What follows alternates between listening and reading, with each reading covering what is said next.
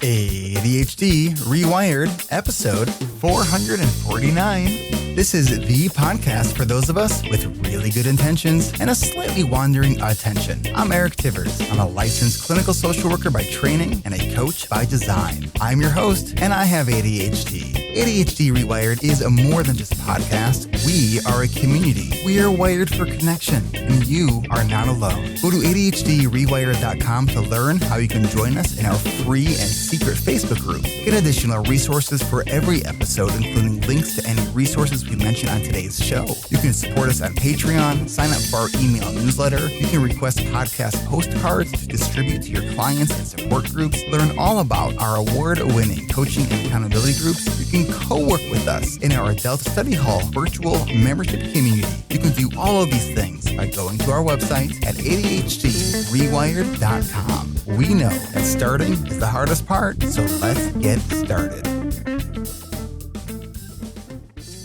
Welcome back to another episode of ADHD Rewired. Today's guest is Skye Rapson. Skye is an academic with over 7 years of experience working in adult education. She has studied in various fields, including psychology, sociology, and public health, and is now a doctoral candidate in population health. Skye was diagnosed with ADHD at the start of her doctorate. Since then, she has dedicated time to researching and disseminating ADHD studies, focusing on supporting others with strength-based, neurodiverse-friendly tools and systems. Skye founded Unconventional Organization, which provides strength-based, research-backed online coaching for clients with ADHD. Skye, welcome to ADHD Rewired.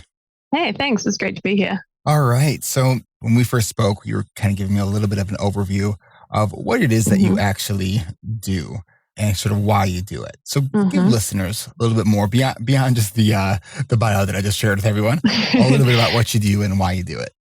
Yeah, so we, I help people, and I say we because there's the team of us now, help people who have ADHD develop strategies and what we call, structured, flexible, ADHD-friendly strategies that help them through their different struggles with ADHD in the workplace, but also in the home as well. You said structured, flexible ADHD strategies. Yeah. Is that in a response to some of the pushback you get when people with ADHD hear structure? I have the complete same pushback. We have a big focus on experimentation. But it is a fear, don't give me a strategy. Thank you very much. I've had 5 of those, and so it's about going, we're developing something, but then we're also testing it. You're coming back the next week and saying that part did not work. This bit worked, and we're adjusting it. Okay, that's great. That's almost identical to kind of what I talk to my coaching groups about.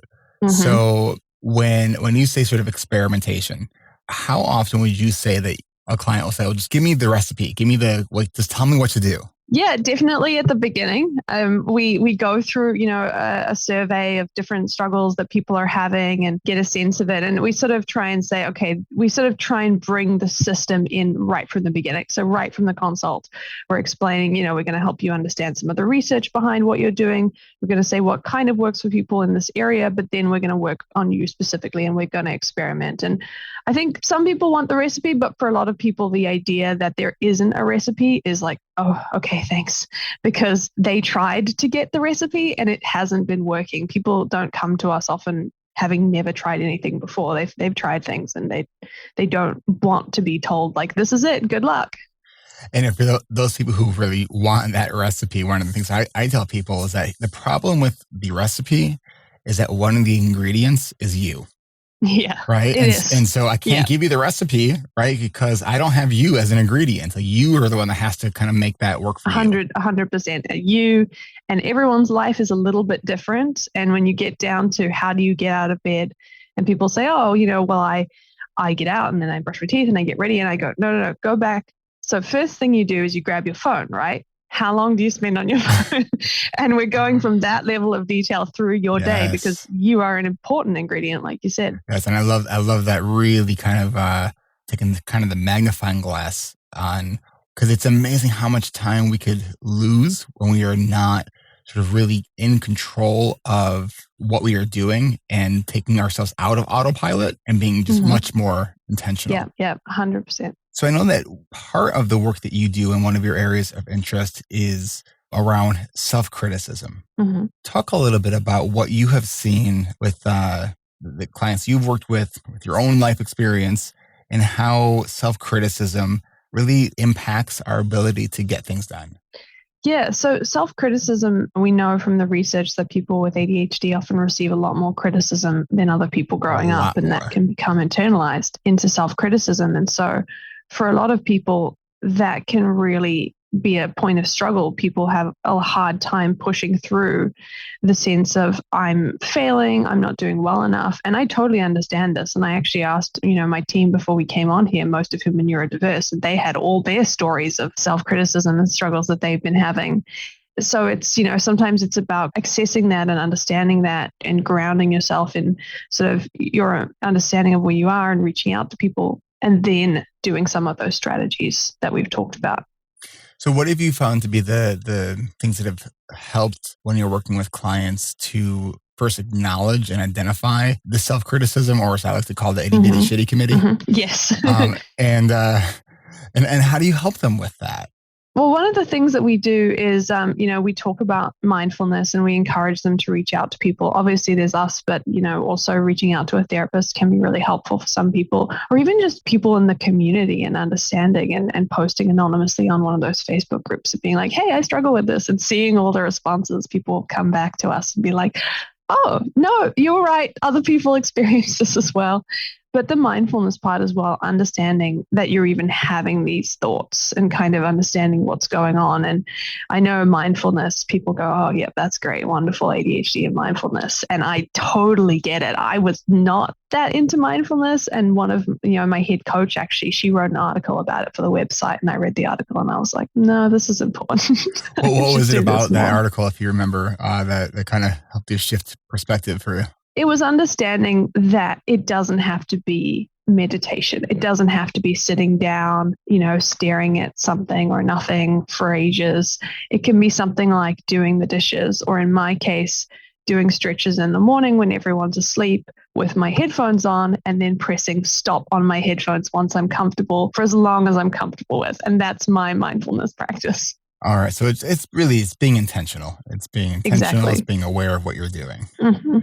So you also shared when we first spoke just this idea that often you see people with ADHD, and I definitely see this with people I work with, as with myself, is that especially when we are goal driven, we work like so hard to accomplish things, and often people don't realize how hard they're working. Yeah. Right. Yeah. So when you're working with someone and they're sharing with you kind of what they're doing, how they're doing it, and you're sort of assessing how their whole sort of approach to all things.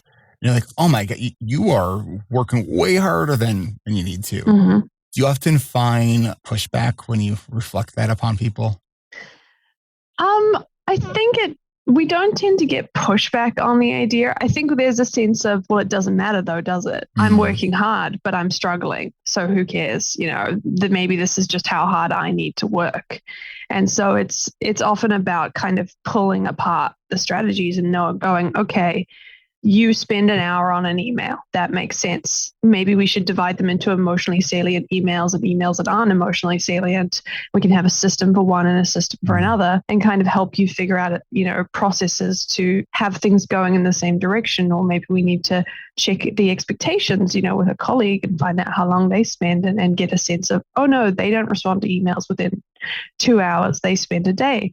And so it's about going, you are working hard, but I'm not going to ask you to work harder.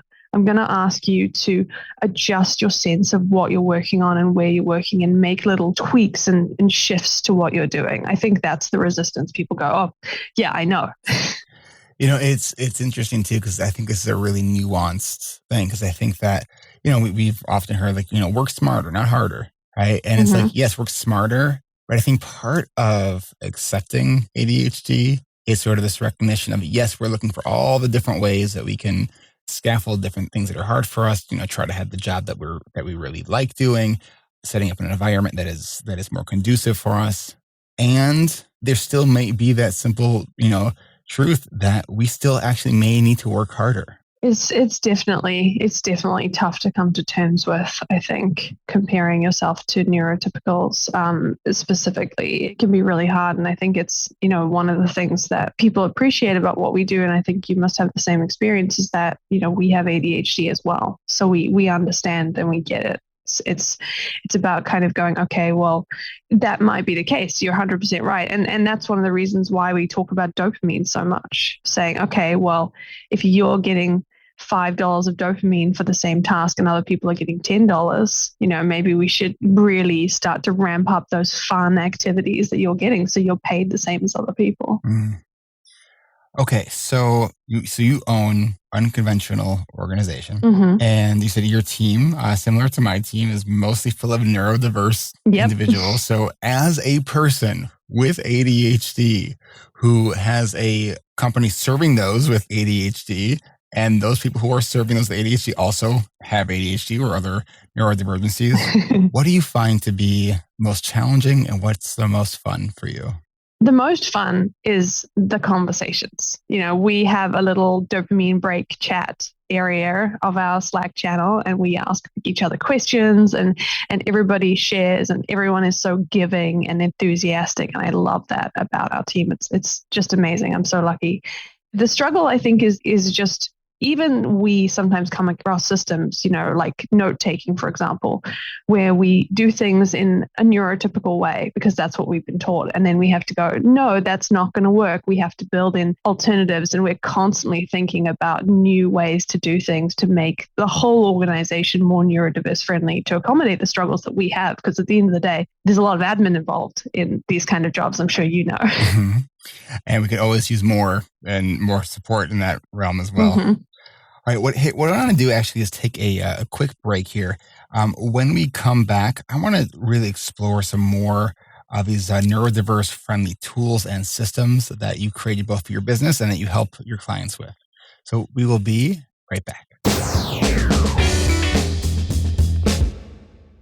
Support for ADHD Rewired comes from ARC. ARC is ADHD Rewired Coaching. Learn more about our award-winning coaching and accountability groups at coachingrewired.com. We just kicked off our 30th season of coaching and accountability groups. All sections of our fall groups are now full, so don't miss your chance to kick off 2023 with ADHD Rewired. October is ADHD Awareness Month. Do something courageous for your future self this October and get signed up for our winter coaching groups. We're finalizing our winter schedule as I'm recording this on Friday, September 30th. So go to coachingrewired.com, get your name added to our winter interest list, and check out our winter schedule. But make sure you add your name to our winter interest list so you can join us for our upcoming registration events, including our winter kickoff event on October 13th. Registration is by invitation only, and you'll need to complete a pre-registration process, including watching a pre-recorded presentation that explains just about everything that you would want to know if you're considering joining us. When you add your name to the interest list at coachingrewired.com, we'll send you everything you'll need to know so you can join us. Do you have an inspiring goal on the radar, but are feeling stuck and don't know where to start? How would your life change by working on this goal? Have you ever been told that your dreams are too big? What if you finally had permission to dream big, explore these goals, and work towards making them a reality? And what if you didn't have to do any of this alone? Here at ADHD Rewired, we believe in growth through community. And we also firmly believe that ADHD does not have to hold us back from dreaming big and living a wholehearted life. Sure, we show different ways to manage ADHD, but it's not a one-size-fits-all approach and not just about the tools we have. It's also about getting curious, learning to ask for what we need, being resilient, and having a community of like-brained adults to help us and cheer us on along the way. Time and time again, the members of our group prove that we can do hard things, and you can too. Go to coachingrewired.com to get your name on our winter interest list so you can get notified when we open up registration for our next season of coaching groups. Dream big and come grow with us. Go to coachingrewired.com. That's coachingrewired.com.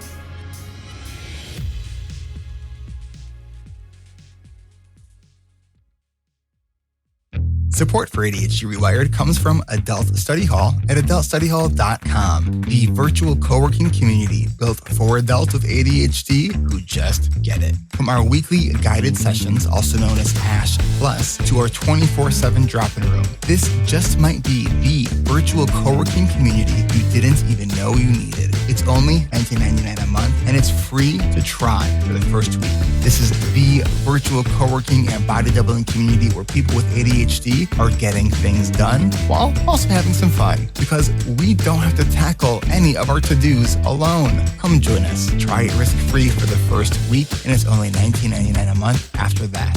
Go to adultstudyhall.com. That's adultstudyhall.com.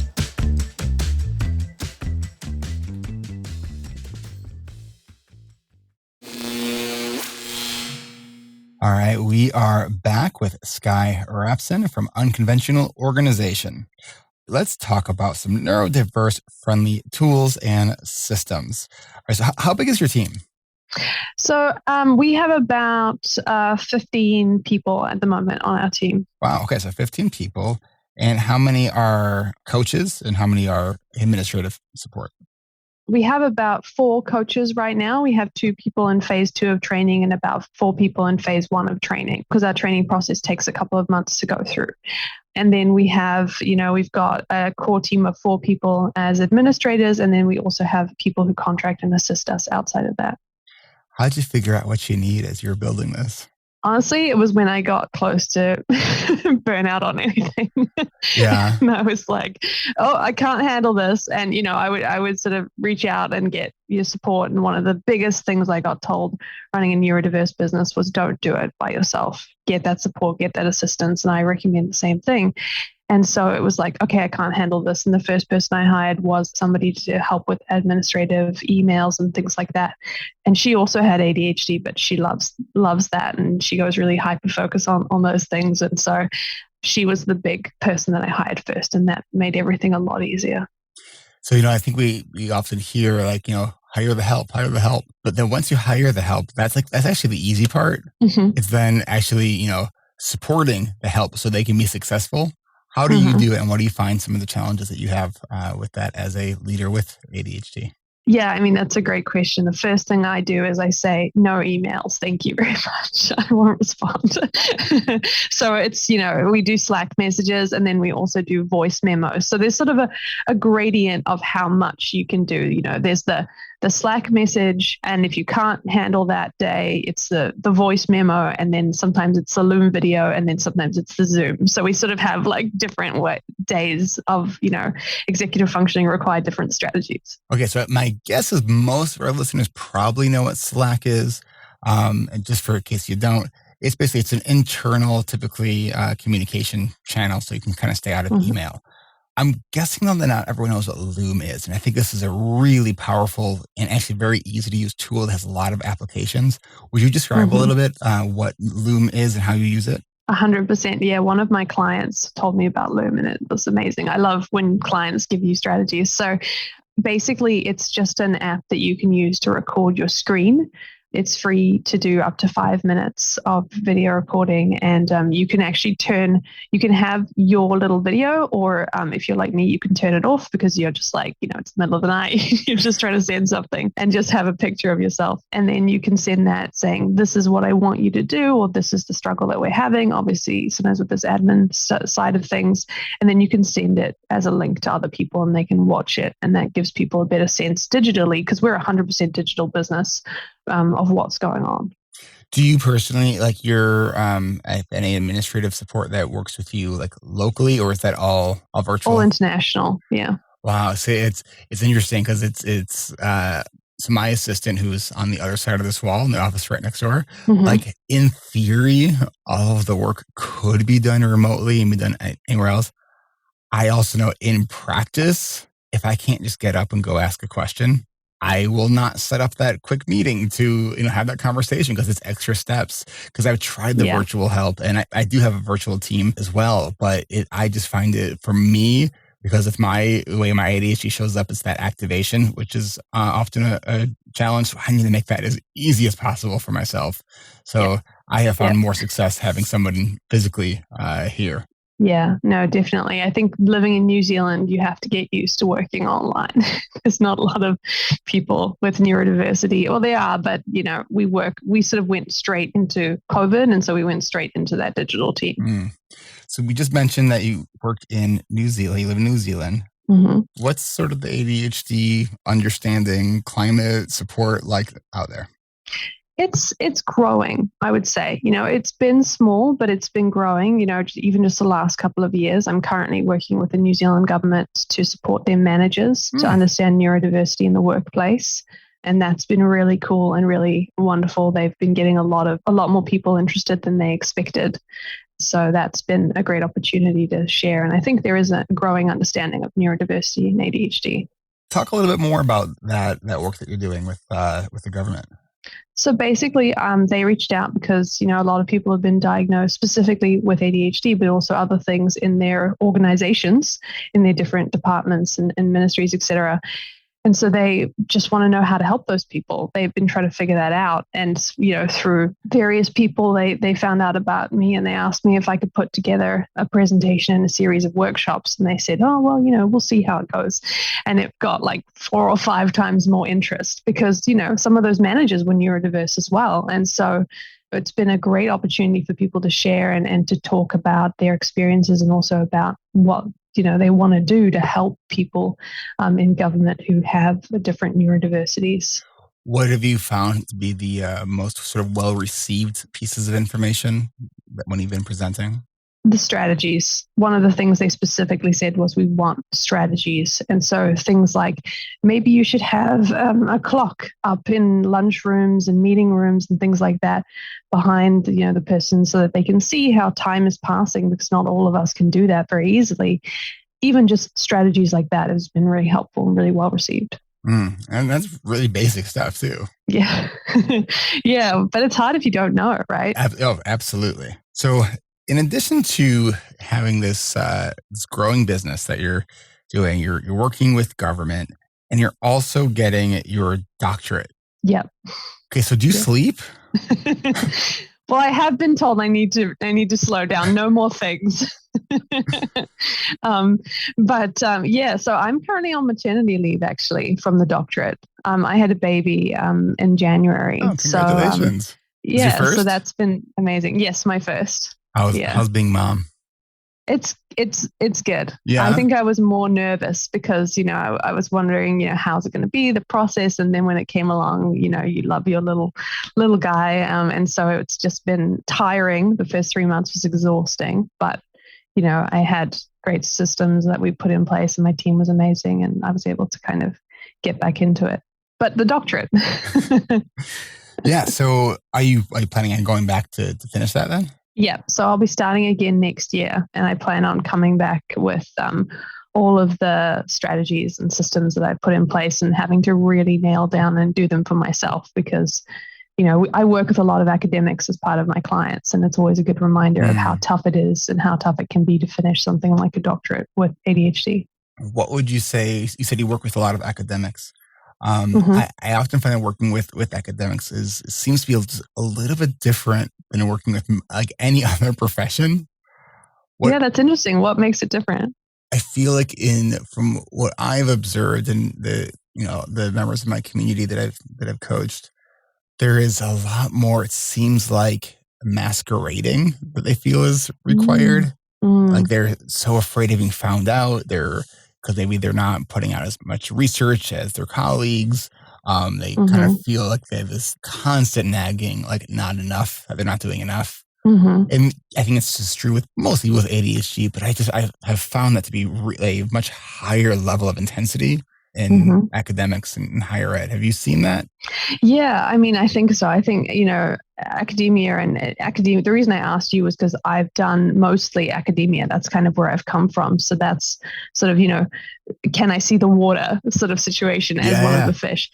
But yeah, I think there is a very high expectation. There's a sort of sense of you're lucky to be here, sometimes. So there's a sense of like 60, 70-hour work weeks are the norm, and, working and getting a lab running and while teaching, while writing articles, while going to conferences is the norm.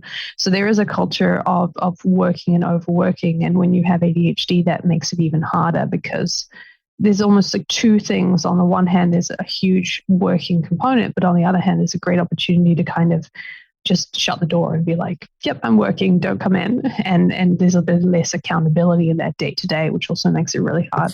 And I think with in all areas of education, there's always the dreaded having to grade papers and give those that feedback to the students.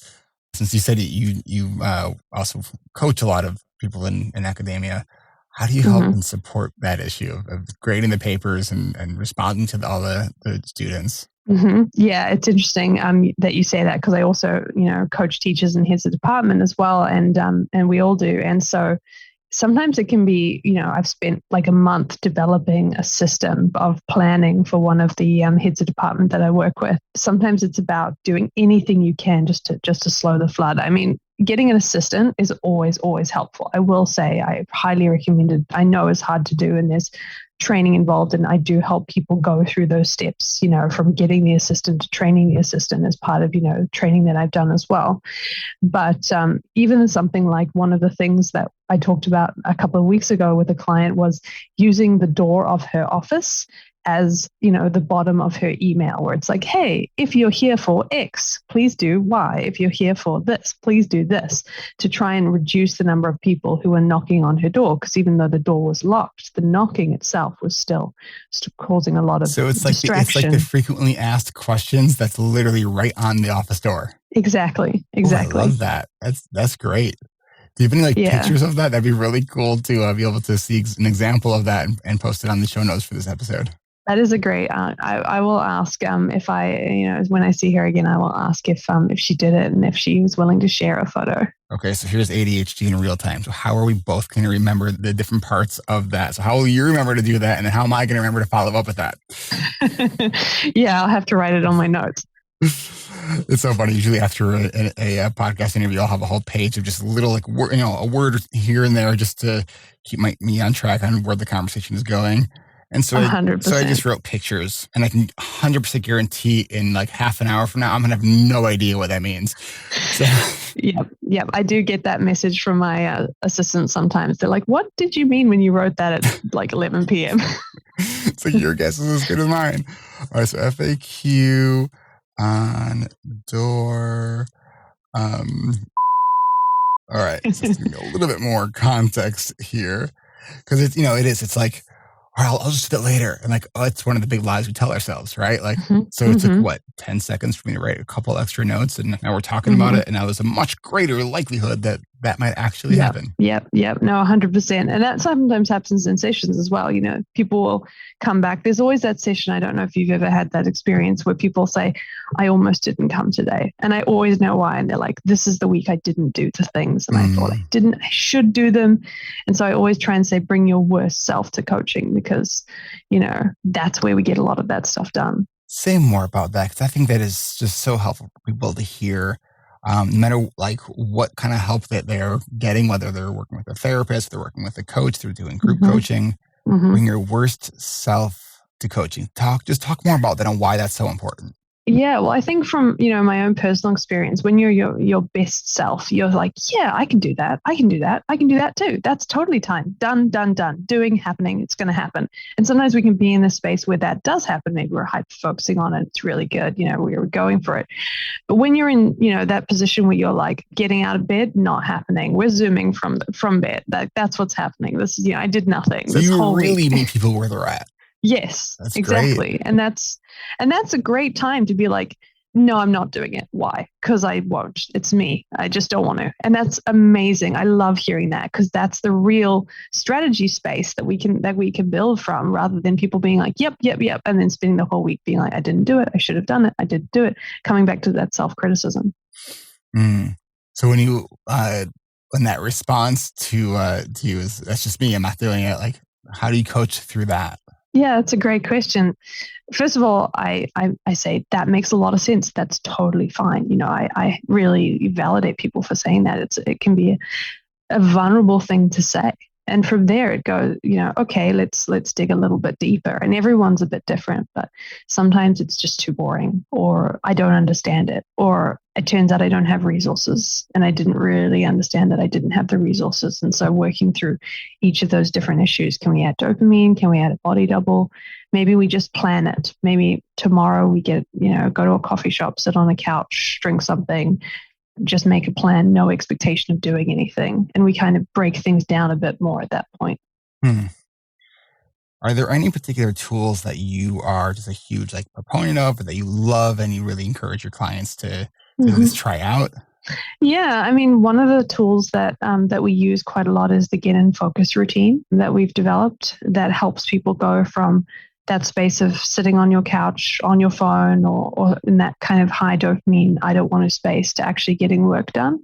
That can be a really jump. I'm sure in terms of dopamine and motivation and sometimes anxiety as well. It can just be a huge jump to get there. So we create a series of steps to help people move from that space. And you said you call it the Get in Focus routine? Yes, exactly. Okay. And so when you say you create these steps, are these specific steps to each person, or is there a generalized steps that each person goes through? They're generalized steps, but we say bend it and break it as much as you want. They're steps, but they're for you. Would you walk us through this? Yeah, no worries. So the first step is to motivate. So, if you're on your couch on your phone and you have to go to your desk, talking, a little bit with yourself, going, okay, I'm not going to get work done at my desk, but can I go to my desk with a cup of coffee and watch YouTube? Can I go to my desk and read an article? And it's a negotiation, because what happens often is people say, well, I tried this thing and then I did it for 2 hours. So we're not doing that anymore. So it's trying to figure out, what is it that will get you to your desk? And sometimes, it's an extra thing. Maybe it's coffee and a biscuit or something like that. Some days we need that and some days we don't. So it's having that conversation with yourself to get yourself to your desk. And that's step one, just step one. The next step is to sort of swap your dopamine down a level and change to turn off any distractions. So going, okay, well, maybe now I'll turn on a podcast. So I don't have nothing. I'm nowhere near working yet. I'll turn on a podcast. Maybe I'll use an app like Freedom or Cold Turkey that turns off distracting websites on my phone while I'm listening to the podcast, and I'll throw my phone somewhere else that I can't find it. And then from there, and this is kind of a big step because it helps with the working memory, it's while you're listening to that podcast or listening to that music, taking the time to write down on a little piece of paper. I actually have it here. I've been doing it myself. And thinking, okay, what do I want to get done during this time? I have all those plans, I have all those strategies, but just right now, if I was to set myself up for success, what would that look like? Okay, call that person, send that email, write that email, draft that email, send that email to somebody to check it's okay. And then from there, it's tinkering. So I'm still listening to the podcast. I just open something and I have a look. I maybe change font, or I tinker around in some way with, again, we're not working yet, we're just tinkering. And then from there, you've got dopamine, you know what you're doing, you're already there, you might as well get started. And kind of just that slow flow into work, and having a timer or something around that reminds you if you get too into it, or food or a snack or anything like that, and just kind of getting into the flow from there. And that's the steps.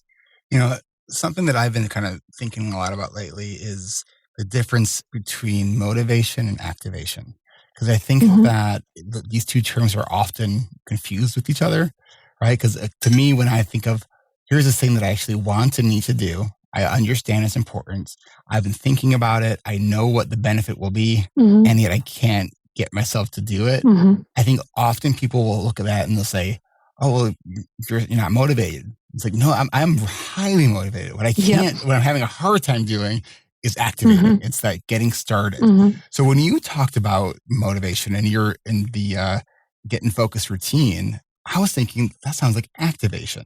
I think you might be right. I think we might have to rename that section. Because, it's this idea that motivation comes after you start the work, right? It's like you can't wait. Because it's one of the things I share in my group sometimes is, if we are waiting to feeling like doing something as our cue, Like, and I really am very mindful about not using like shaming language at all. And I think it's just saying like, you know what, being an adult means you have to do the work when you don't feel like doing it. Yeah. Right? I mean, it's adulting. And the more you're able to do that and have successful practices doing that, the easier it actually becomes. Doesn't mean it's easy, but the easier it becomes. Yeah. No, definitely. And I would also say, you know, being an adult means you need a lot of dopamine. Sprinkle dopamine everywhere in your life. It's not just about the work. So when you said swap dopamine down, say more about that and like why that's important. So what it means essentially is people think I'm either on YouTube or I'm working. Those are my spots. And it's like, no, you know, there's different levels of stimulation. So it's I'm on YouTube or I'm on a podcast or I'm listening to music or I have white noise. And sometimes if you're having a bad day, it's a podcast day. You're not going to go further down than that. So you're going to have to figure out, you know, what can I get done today while listening to a podcast?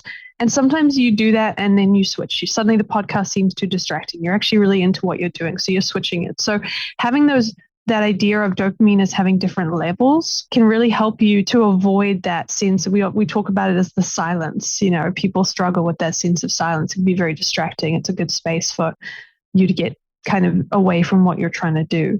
And so it's about kind of thinking, what am I doing? What stimulation level am I happy with today?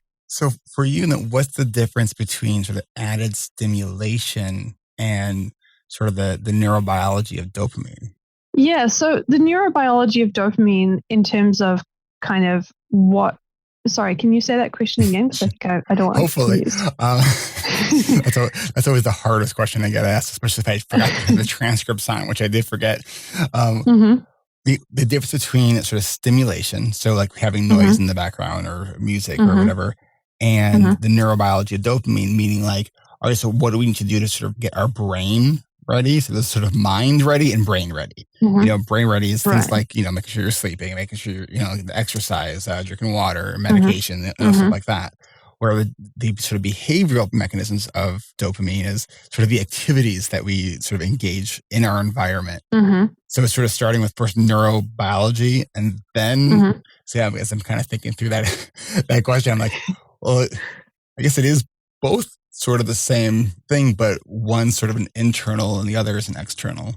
Delivery. You know, so when it comes to the neurobiology, you know, the neuroscientists are still arguing about dopamine. You know, they know it's different in people who are neurodiverse, but whether it's because we don't get enough into our brain or it's not being picked up correctly, exactly the mechanism is still somewhat up for debate. Last time I was having a look at this research. And so, but what we're talking about is we're talking about adding stimulation in terms of just helping you to not feel that sense of boredom. So when we're talking about dopamine, that's kind of, we're talking about the active activity of stimulation. And the reason we talk about stimulation, people often say, you know, when we say, okay, well, can you add dopamine to your life? They're like, no, thank you. I don't want to go on 5 holidays. I can't afford that. And we say, okay, well, we might be talking about something smaller than that. We might be talking about, you know, I have a fidget here and talking about ways to just increase things a little bit. And that's what we do a lot. Doing a lot of things just a little bit. That is a really helpful sort of just umbrella idea around ADHD coaching and ADHD management. What I want to do is take one more quick break, and I'm not even sure where we're going to go when we come back. So you'll have to come back to find out. So we will be right back.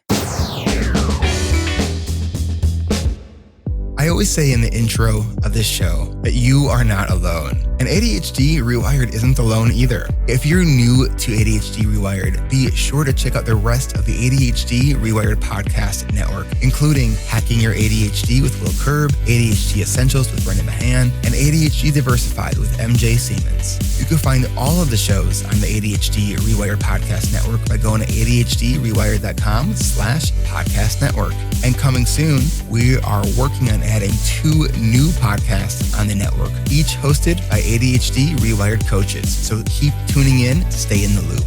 And And every second Tuesday of the month, you can join me and our other podcasters and ADHD Rewired coaches, Kat Hoyer and Kristen Martz, for our monthly live Q&A, which means our next live Q&A is next week. That's next week on Tuesday, October 11th at 10:30 a.m. Pacific, 1:30 p.m. Eastern. Register to join us on Zoom next week and for all of our monthly live Q&As by going to adhdrewired.com/events, where you can ask us your ADHD-related questions and see just how ADHD we can get. And if you find a value and enjoy listening to this show each and every week, don't forget to hit like or subscribe in your favorite podcast player so you don't miss any of our episodes and any special announcements. And also consider leaving a rating and review on Apple Podcasts or any podcast player that accepts reviews. It really does make a huge difference. Thank you for taking the time to listen to this show and all of our shows. Your support means the world to us. Discover more from ADHD Rewired by going to adhdrewired.com. That's adhdrewired.com. And thanks.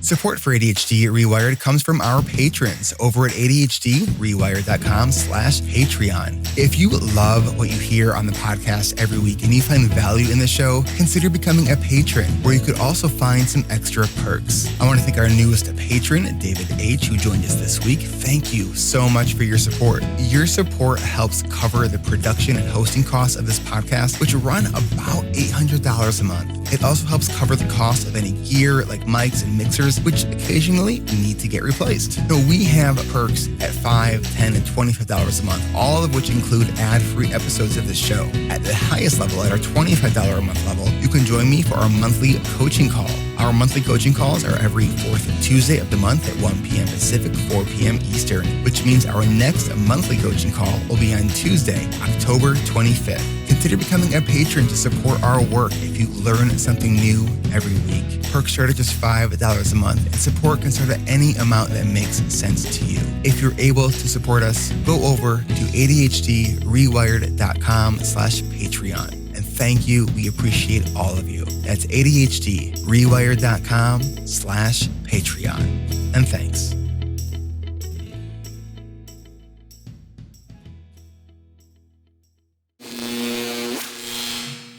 All right, Skye, we've covered a lot of different topics today. I think all really interesting stuff. What are you most excited about right now in sort of your practice and how you're working with people? I'm most excited about basically once people know, okay, I want to do this, but I don't know how. I'm excited about helping them do the things that they want to do. So sometimes it's about, they say, okay, well, I understand I have ADHD now. And sometimes they've even, worked through therapy, or they're currently doing it, and they know, I have this goal, I have this thing that I'm trying to achieve. Sometimes people have gotten a promotion, or they come to us because they're finishing, a doctorate, things like that, but they don't know how to manage it, or they're starting a business. And for me, it's about that nitty-gritty detail of their life and helping to make those shifts and adjustments in a way that feels good and also makes those changes. So when you talk about the nitty gritty, how, like when someone comes to you, what are you doing to really help them break the stuff down so it does feel manageable? Like how do you actually walk clients through that? Yeah. So once we've developed their long-term goals, which we do in the first session, we talk about, okay, let's approach these goals one at a time. So a common early one is the morning routine. People want to get out of the door on time. They want to feel good about their morning. And so it's about understanding some of the research behind it. So commonly people don't do things that are dopamine or fun activities in the morning. Movement can support working memory. That's helpful to add in the morning. People have kids. People have other things that go on as well in the morning that makes things more complicated. And then going, okay, that's, these are the systems that tend to work for people with ADHD, but what will work for you specifically? And the first step of that is, as I said, okay, you get out of bed, you look at your phone, then what? What is next? And really helping them to see what's going on, because often people have never had someone sit down and really listen to everything that they do and then sit down and say, you come out of the bathroom and then you go to the kitchen and then you go back to the bedroom and then you go back to the kitchen. What if you just went straight to the bedroom and then you went to the kitchen and did everything there? It would reduce that transition time, things like that. We do some very, very similar things in our coaching groups. We really have our members sort of dissect really what they're doing and really and Mm-hmm. experiment with the sequence of different things. I Mm-hmm. know that sounded like when I started to do this for myself, I realized how many times I went back and forth between rooms, and every Yeah, time we cross a threshold of a doorway is another opportunity to get distracted by something else. 100%, Right. 100%. It's interesting that you said you start with long-term goals with your clients, and it's interesting because I used to do the same thing in my groups, and I would Mm-hmm. typically have to spend like about half of that session talking people off the ledge of like panic attacks. Because like Mm-hmm. we're just introducing planning. Because yes, when we plan, we want our daily and weekly planning absolutely to be informed by our long-term goals. But so often people that come to work with me, and I'm imagining possibly for you as well, that like they may have never really done much real planning like ever, Yeah. right? And so one of the things I had done many years ago is I sort of flipped that script, and we really started with like the to-do list and the time prediction. So getting a better idea of how Mm-hmm. long things actually take, and then Mm-hmm. sort of working up to those long-term goals. Because now, like Mm-hmm. now they have those skills, it actually feels more sort of digestible and accessible. Um, Mm-hmm. Mm-hmm. and I'm just wondering, and I'm not really sure. I wonder if this is a function of more like group versus one-on-one coaching. Mm. And I don't have an answer for that. What's your gut thought on that? Yeah, I mean, that's a really good point. I definitely do, after the first long-term goal, tend to say to somebody, okay, we've made a goal. How do you feel? And then we work through the feelings that come up around setting goals, the feelings of, often it's either, oh my gosh, I can't believe I've done this. Sometimes it's excitement, but often there's a sense of like, well, that's a fun dream that I have. That's nice, this. And so talking them through, this is a reasonable goal. People have said it. It can take a while. And I always say we're going to chip away at these things. They're going to be in the background. We're not necessarily going to be focusing them. We have them at the bottom of your notes, but it's not something, that we do. Sometimes we'll spend months just on those detail sections of the first thing, but it's just there in the background. And so that kind of helps a little bit. But definitely, I understand what you're saying. We have all those kinds of thoughts people have as well. Well, and then going back to, I had Russell Ramsey on maybe a year or so ago, Mm-hmm. and talking about that the most common sort of cognitive distortion that we see with ADHD is that like just not believing in yourself, like that self-doubt, Mm-hmm. that like, "Oh, I don't know if I could do that."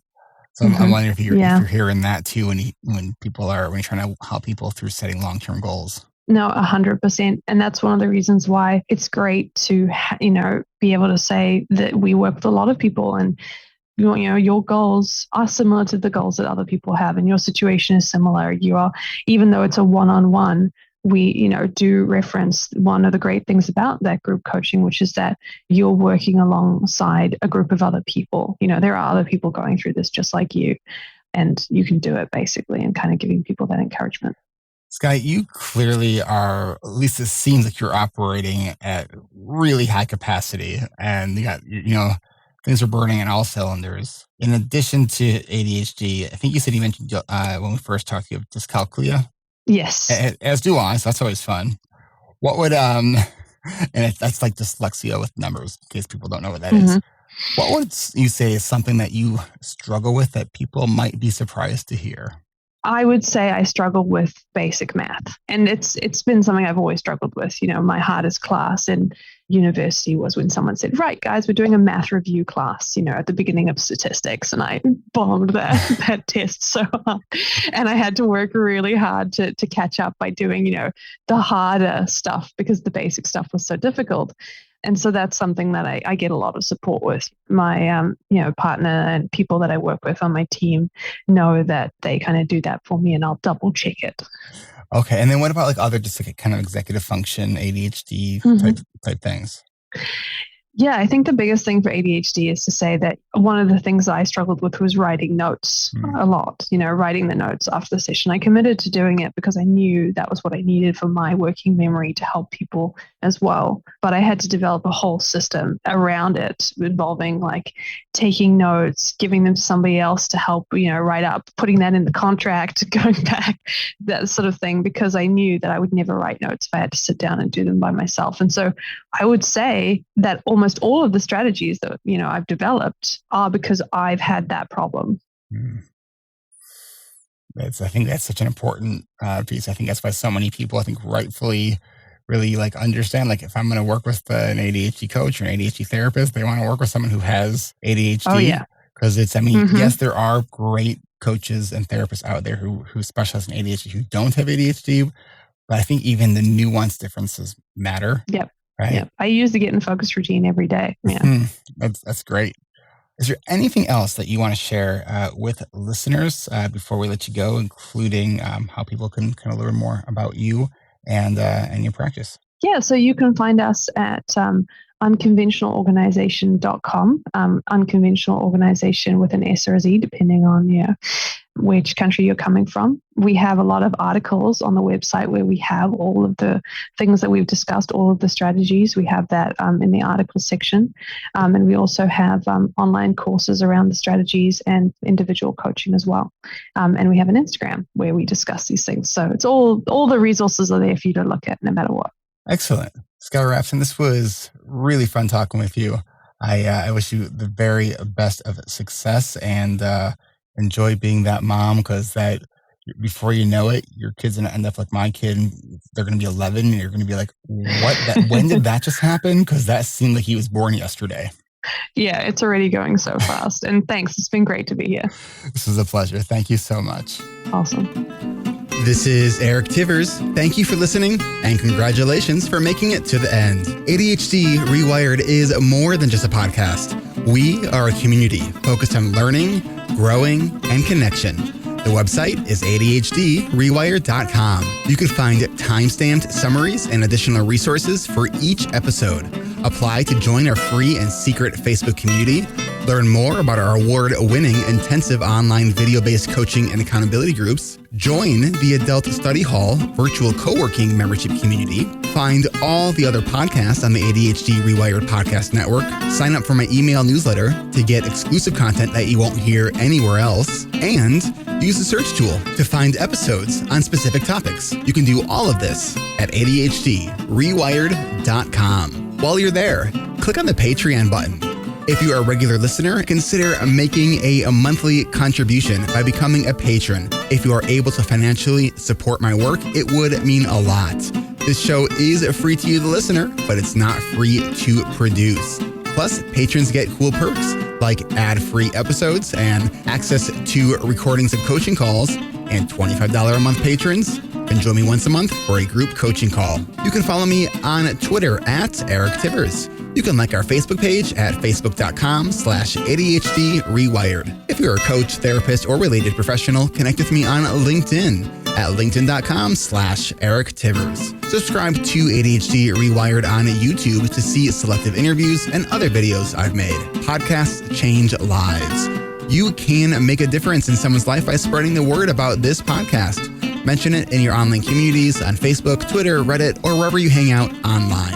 And be sure to share it with your friends, family, your therapists, your coaches, doctors, siblings, parents. And if you, your coach, therapist, doctor, or ADHD support group leader would like a pack of podcast postcards to hand out, you can request those at the website, adhddiversified.ca. If you're a member of CHAD, ADDA, or any other ADHD support group, please be sure to tell them about this show and all of the shows on the ADHD Rewired Podcast Network. You can even show them how to download it on their phone. And if you really loved this particular episode, please hit share on your podcast player. I'm only one person, and I do count on you to help spread this message. One of the biggest things that you can do to support this podcast and help other people discover it is to leave an honest rating and review on Apple Podcasts or any other app that supports reviews. And don't forget to hit subscribe so new episodes are automatically pushed to your favorite podcast app. Looking for more ways to listen and learn? Get a free audiobook and a 30-day free trial at Audible by going to audibletrial.com/ADHD Rewired. Here is my list of must-listen-to audiobooks updated July 2021. Nonviolent Communication by Marshall Rosenberg. Attached by Amir Levin and Rachel Heller. Atomic Habits by James Clear. The 5 Dysfunctions of a Team by Patrick Lencioni. Crucial Conversations by Carrie Patterson. The Coaching Habit by Michael Stainer. The Body Keeps Score by Bessel van der Kolk. Rest by Alex Sujong Kim Pang. The 5-Second Rule by Mel Robbins. Make It Stick, The Science of Successful Learning by Peter Brown, The Productivity Project by Chris Bailey, Meditation for Fidgety Skeptics by Dan Harris, Change Your Questions, Change Your Life by Marilee G. Adams. I always recommend to my coaches and admin that they read that book. The One Thing by Gary Keller, a required reading for all of our coaching group members. Procrastinate on Purpose by Rory Baden, The Four Tendencies by Gretchen Rubin, The Art of Asking by Amanda Palmer. And if you're looking for something a little bit more magical, I have fallen in love with the Harry Potter series, and the narrator, Jim Dale, is amazing. And of course, if you haven't yet boarded the Brene Brown bus, all of her stuff is great, starting with Gifts of Imperfection, Daring Greatly, Rising Strong, and The Power of Vulnerability. And if you're an entrepreneur or leader, be sure to check out her book, Dare to Lead. Do you have something that you would like to share? Click on the podcast tab at ADHD Rewired. Click the button to be a guest at the top of the page and schedule a 15-minute interview. This is Eric Tivers, reminding you to keep learning, growing, and connecting. Self-care is not selfish. No matter what you get done or don't get done, you are still enough. And no matter how hard it feels, we can do hard things. And we don't need to do them in the hardest way possible. Thanks for listening. I'll catch you next week.